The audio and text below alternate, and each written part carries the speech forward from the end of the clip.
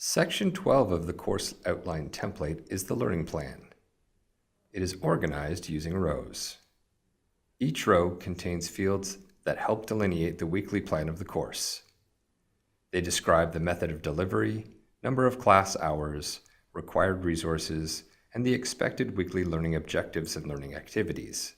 Each row also describes when evaluation items are due throughout the course, as well as which course learning outcomes and essential employability skills are addressed by the weekly objectives and activities. When you create a new course outline, there is only one row by default. Additional rows can be added using the Add Row button on the far right of the first row. The new row will be inserted immediately below the existing row. If you add extra rows by mistake or in the wrong location, simply delete them using the Delete Row button, also located on the far right of any given row. Each row consists of 10 cells that must be considered. Begin by typing in the week number in the week input field. You must input only whole numbers, example 1, 2, or 3. No spaces, decimals, or other characters or symbols. Next, using the pull-down menu in the delivery cell, select the method being used for that week. Input the number of hours for the delivery for that week. Again, please use only whole numbers.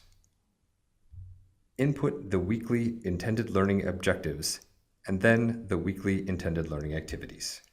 Click in the Course Learning Outcomes input field to select which CLOs are supported by your weekly objectives and activities. Click in the Taught and Practiced input fields of the Essential Employability Skills cell to select which EESs are taught and practiced that week. The week, delivery, estimated class hours, intended learning objectives, intended learning activities, and course learning outcomes cells all require you to input information. However, if there is no information to place into the field, input a period as a placeholder character. The resources and references, evaluation, and weighting cells can be left blank.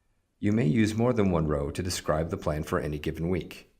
For example, in a hybrid course, you may have one row describing 2 hours of in-class time and another describing 1 hour of online activities.